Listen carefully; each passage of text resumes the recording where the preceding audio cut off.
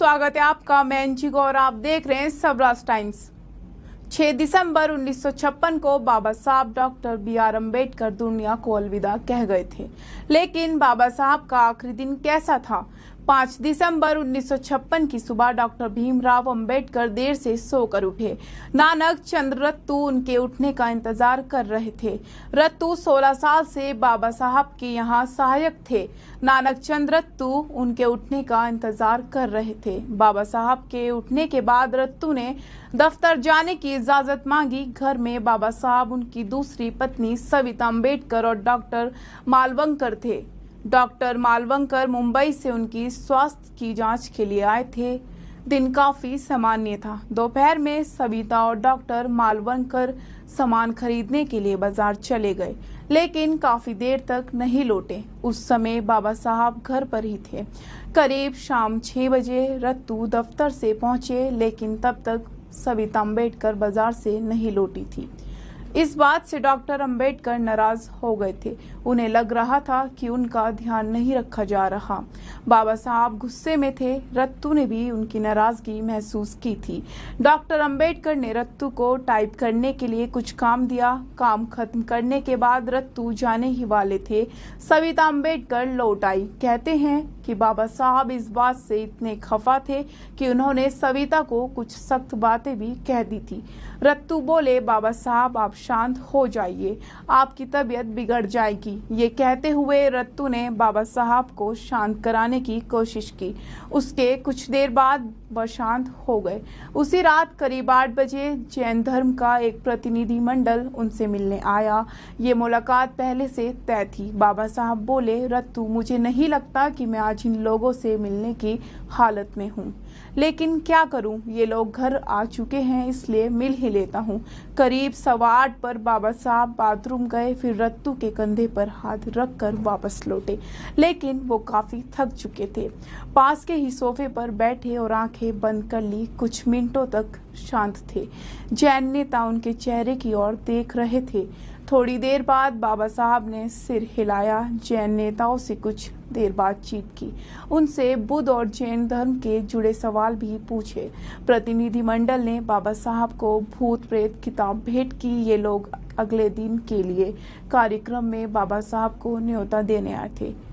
जी शुक्रिया, अगर सेहत ने इजाज़त दी तो मैं आपके कार्यक्रम में ज़रूर आऊँगा, बाबा साहब ने कहा। जब बाबा साहब प्रतिनिधिमंडल से बात कर रहे थे, तभी डॉक्टर मालवंकर ने उनका चेकअप किया। उसके बाद डॉक्टर मालवंकर मुंबई रवाना हो गए। जैन प्रतिनिधिमंडल के जाने के बाद रत्तू ने बाबा साहब के पैर दबाए। बाबा साहब बोले, रत्तू क्या तुम मेरे सिर पर तेल लगा सकते हो? हाँ हाँ, क्यों नहीं बाबा साहब, रत्तू ने कहा। बाबा साहब आंखें बंद कर गा रहे थे। उनके दाएं हाथ की उंगलियां सोफे पर थिरक रही थी। रत्तू, जरा इस गाने का रिकॉर्ड रेडियोग्राम पर बजाओ, बाबा साहब ने सांस खींचते हुए कहा। रत्तू, कुछ किताबें और दे दो, और वह द बुद्ध और द धम्मा भी। उसके परिचय और भूमिका पर कुछ काम करना है। तुम इन्हें मेरे बिस्तर की साइड में टेबल पर रख दो, मैं रात में इन पर कुछ काम करूंगा। थोड़ी देर बाद उनका रसोइया सुदामा आया और पूछने लगा कि बाबा साहब आप क्या खाएंगे? मैं क्या बनाऊं? बाबा साहब ने कहा कि वह केवल थोड़ा चावल और कुछ नहीं। बाबा साहब अब भी गाना गुनगुना रहे थे। थोड़ी देर बाद रसोइया दूसरी बार उन्हें बुलाने आया था। वह उठे और डाइनिंग रूम में गए। वह अपना सिर रत्तू के कंधे पर रखकर वहां तक गए। जाते हुए अलमारियों से कुछ किताबें भी निकाली। उन्होंने किताब टेबल पर रखने को कहा। रात के खाने के बाद अपने कमरे में आ गए। बाबा साहब कुछ देर तक कबीर का गाना गाते रहे। कुछ देर तक वो यूं ही गुनगुनाते रहे। अब उन्होंने टेबल पर रखी उन किताबों की ओर देखा जिसे उन्होंने रत्तू से उसे रखने को कहा था। अपनी किताब द बुद्धा और हिज धम्मा की भूमिका पर कुछ देर काम किया और फिर किताब पर ही हाथ रखकर सो गए। अगली सुबह जब सविता अम्बेडकर हमेशा की तरह उठी तो उन्होंने बिस्तर की ओर देखा। बाबा साहब के पैर को हमेशा की तरह कुशन पर पाया। बाबा साहब कई बार ऐसे ही सो जाया करते थे, लेकिन जब कई बार बोलने पर बाबा साहब ने कोई जवाब नहीं दिया तो सविता अम्बेडकर को एहसास हुआ कि बाबा साहब के शरीर में कोई हरकत नहीं है। वो जोर से चिल्लाई। उन्होंने तुरंत अपनी कार नानक चंद रत्तू को लेने के लिए भेजा। कुछ देर बाद रत्तू आए तो देखा सविता अम्बेडकर सोफे पर रो रही थी। वो बिलख रही थी कि बाबा साहब दुनिया छोड़कर चले गए हैं।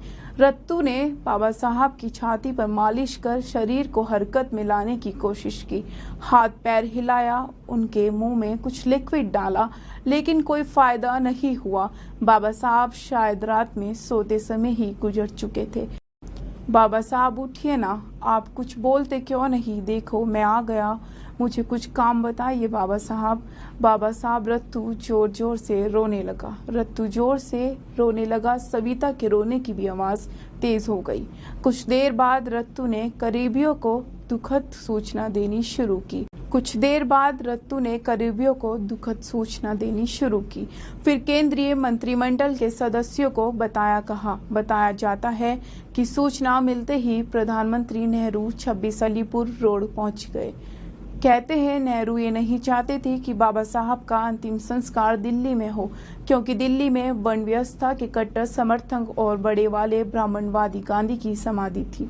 नेहरू नहीं चाहते थे कि दिल्ली में गांधी से बहुत बड़ा कद रखने वाले डॉक्टर अंबेडकर की समाधि में बने, क्योंकि ये उनकी पार्टी और विचारधारा के लिए चुनौती बन सकता था।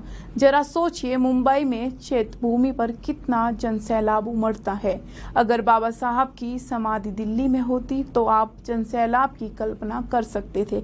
लेकिन नेहरू समेत कुछ लोगों ने उसी रात उनका पार्थिव शरीर मुंबई भिजवा दिया, जहां बुद्ध धर्म के अनुसार रीति रिवाजों से बाबा साहब का अंतिम संस्कार किया गया। मुंबई की चौपाटी में हजारों लोगों ने उनके अंतिम संस्कार में हिस्सा लिया। आज चैत्य भूमि दलितों के लिए सबसे बड़ा तीर्थ बन चुकी है। बाबा साहब युगों युगों तक हमें प्रेरणा देते रहेंगे। जय भीम। अभी के लिए सिर्फ इतना ही। बने रहे हमारे साथ। नमस्कार।